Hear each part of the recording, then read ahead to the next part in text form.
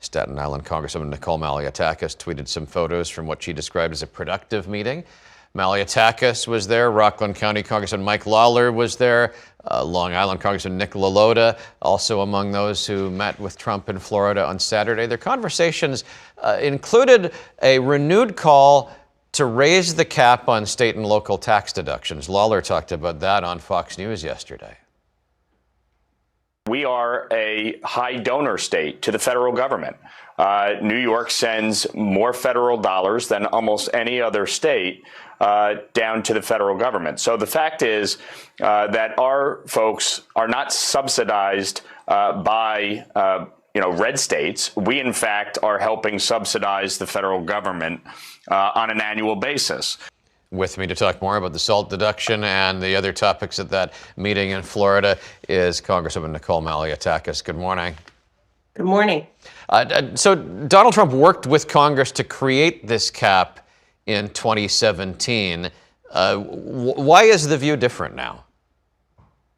Well, in 2017, I was not there, but from my understanding is they were focused on actual federal tax cuts. As you know, the reason we need SALT relief is because our mayor and our governor continue to tax people to death. So in 2017, the focus was on doubling the standard deduction. It was on doubling the child tax credit. It was an across the board decrease in the federal income tax rate. There's nothing stopping our governor and our mayor from lowering the personal income tax rates in New York, and they should. And quite frankly, the property tax in New York City, the property tax levy increases year after year after year. They keep taking money from hard-working New Yorkers. So they could easily freeze that or cap it. Remember, New York City is the only municipality in the state that does not have a property tax cap of 2%. And so the mayor and the governor are the ones where this burden is placed. They should respect taxpayers more and not treat them like ATMs. But we're trying right now to find a federal solution, working with President Trump to see how we can provide relief from the federal level. And that would start by increasing the SALT deduction, which right now is capped at $10,000. Yeah, it's not just New York. It's any of the high property value, high tax states. They are feeling this SALT deduction in a way that other parts of the country don't. What number do you think it should be set at? You've been involved in that discussion. Well, look, on the low end, it would be doubling it to 20, which I think is too low. On the high end, some New Yorkers have proposed 100,000. I think what we're trying to do is really target it to the middle class. And if you target it to the middle class, you should end up somewhere around 30 or 40. In 2016, the last time the SALT deduction was available, the average SALT deduction for people with income between 200,000 and 500,000 was roughly 23,000, which would be around 30,000 today. So we want to tailor this. We're not looking to give a break to the very wealthy. What we're trying to do is help middle class families, predominantly people with incomes under 500,000, to help them offset some of the high taxes that they're seeing from their state legislatures and city councils. Set the stage for us with these Mar-a-Lago meetings. I picture 24 people trying to get the president's attention, each of whom has a slightly different take on the issues of the day. How did those meetings feel to you?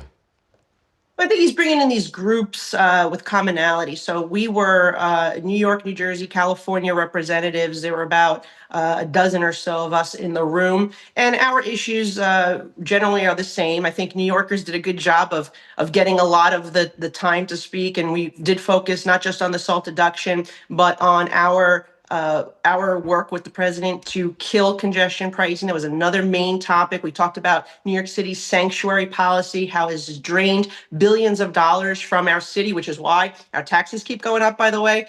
So I think that there was a lot of us to talk to him about. He's a New Yorker at the end of the day. He may live in Florida now, but he's really a New Yorker, and he understands these issues and how they're impacting our city's economy, how they're impacting the residents that we represent, and he wants to help and be a partner in resolving this, which I think is fantastic for us when we go to negotiate with our colleagues from around the country who may not be as sympathetic regarding SALT or congestion pricing. We have the president's support on this, and that goes a long way here. So let's get into the specifics on congestion pricing. It is primarily a state jurisdiction. There is some environmental jurisdiction on the part of federal authorities, but by what mechanism would you contemplate that the president would be able to stand in the way of congestion pricing? Yeah. Well, you're right, Pat. Just like salt, this was a problem created by the state. They enacted congestion pricing. The governor has pushed this forward. There is a federal nexus, however.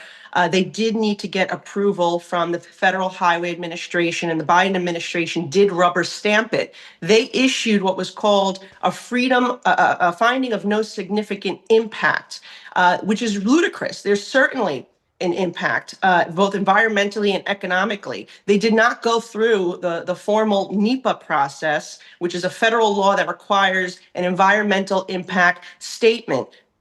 Other projects of less significance and less impact have had to go through that process and years of study. Yet here, the Biden administration just rubber stamped this without requiring it. Do you think the president will move ahead and try to challenge that? What did he indicate to you in that meeting? So two things. He says that he wants to reverse it.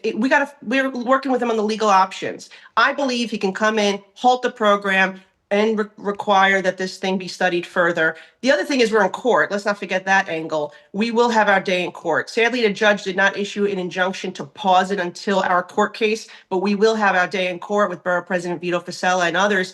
And so we have multiple angles here. But again, this was a state-created problem, and we're trying to find a federal solution to it, which is not always easy. Some Republicans have said, why not let Kathy Hochul own this for a year or two and then come back to her at the ballot box? Well, look, I think New Yorkers do need to think very hard if they want to continue this mismanagement of New York, but I don't want my constituents to suffer for a year. I rather provide the relief now if we can. That would be the political answer.